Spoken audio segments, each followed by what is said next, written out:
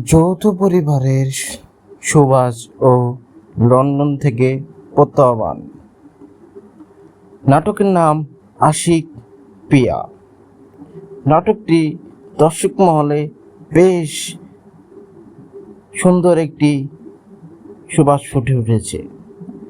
নাটকটি সবাই দেখে কষ্টে কেঁদে দিয়েছে।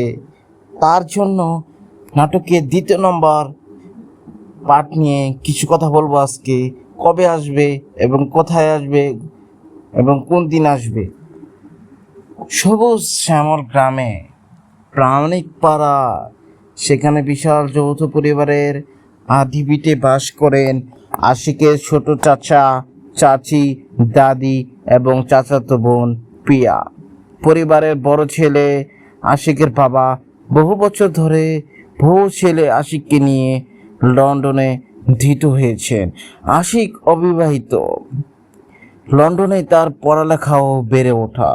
তবে চান্তিক লন্ডন শহরের চেয়ে গ্রামের মুঠো পথ আর দাদির মায়ায় তাকে বেশি টানে।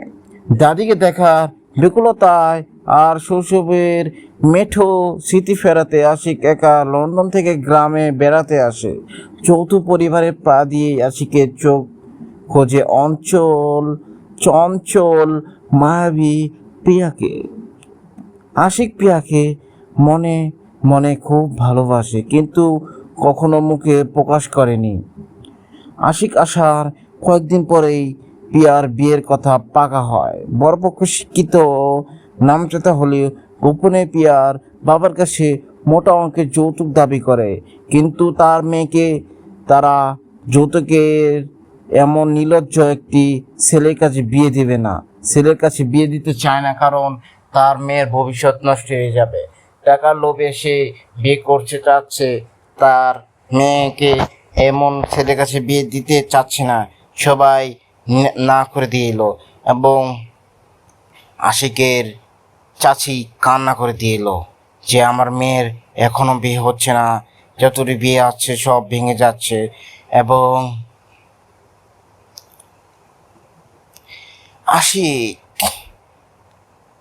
আশিক দেখে যে নিজের ঘরের সামনে পিয়াকে কাঁদতে দেখে আশিকের বুক ভেঙে যায়। পিয়া এই চোখের জল সহ্য করতে না পেরে আশিক গোপনে বরপক্ষের সাথে যোগাযোগ করে পিয়ার সম্মান আর হাসি ফিরে আনতে আশিক নিজের টাকা দিয়ে যৌতুকের পুরো টাকা বরপক্ষকে মিটিয়ে, তবে শর্ত দেয় পিয়াও বা গ্রামে কেউ যেন না জানে। বরপক্ষকে সবাই বলতে হবে যে তারা কোনো যৌতুক ছাড়া বিয়াকে পছন্দ করে বিয়ে করছে। আশিকের শর্ত অনুযায়ী বরপক্ষ নাটক সহ যায়। যৌতুক ছাড়া বিয়ে হচ্ছে ভেবে যৌথ পরিবারে আনন্দের জোয়ার বয়ে যায়। ধুমধাম করে পিয়া ও আশিকের গ্রামের বাড়িতে গায়ের হলুদের অনুষ্ঠান সম্পন্ন হয়। গায়ে হলুদের রাতে সবাই অলঙ্ঘে পিয়াকে দেখে আশিক নিজের কষ্ট লুকিয়ে রাখতে পারছে না এবং সে মনে মনে কান্না করছে। তার চেহারা দেখে মনে হচ্ছে তার বড় কোনো একটি জীবনের সবচেয়ে জিনিস হারিয়ে ফেলছে, এটা বোঝা যাচ্ছে। এবং কিন্তু বিপত্তি ঘটে বিয়ের দিন সকালে।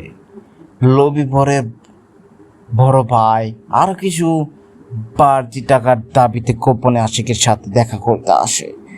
কাকতালীয়ভাবে পিয়া সেই কথোপকথন পুরোটি শুনে ফেলে। সে জানতে পারে পরের পরিবার কতটা নীচ এবং কিভাবে আশিকের নিজের সব টাকা দিয়েও পিয়ার সম্মান রক্ষা করেছে। সব জানতে পেরে পিয়ার চোখে প্রতিবাদের আগুন জ্বলে উঠেছে। সে সোজা গিয়ে মা বাবা ও পুরো পরিবারের সামনে সব সত্য উন্মোচন করে এবং সাপ জানিয়ে দেয় এমন লোভী পরিবারের সে কিছুতে বিয়ে করবে না। বিয়ে ক্যান্সেল হয়ে যায় এবং বরপক্ষকে বাড়ি থেকে তাড়িয়ে দেওয়া হয়। তখন পিয়ার বাবা মা যখন অপমানে ভেঙে পড়ছিলেন ঠিক তখনই দাদি শক্ত হয়ে দাঁড়ান। তিনি আশিক ও পিয়া দুজনের হাত একত্র করতে বলেন এবং বললেন যে যে ছেলে যৌতুকের অভিশাপ থেকে পিয়াকে বাঁচাতে নিজের সব বিলিয়ে দিতে পারে, পিয়ার জন্য তার যোগ্য পাত্র আর কে হতে পারে না। দাদি এ রায়ে পুরো পরিবার আনন্দের সায় দেয়।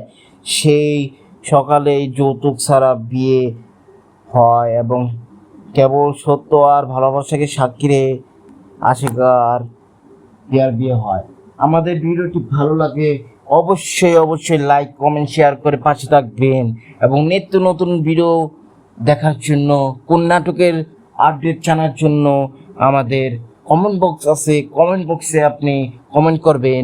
দ্বিতীয় দিন আমি ওই নাটকের টপিক নিয়ে আপনাদের মাঝে আমি ভিডিও বানাবো। সো ইনশাআল্লাহ ভালো থাকবেন, সুস্থ থাকবেন। আল্লাহ হাফেজ। নেক্সট ভিডিওতে আপনাদের সাথে আবার দেখা হবে। খোদা হাফেজ।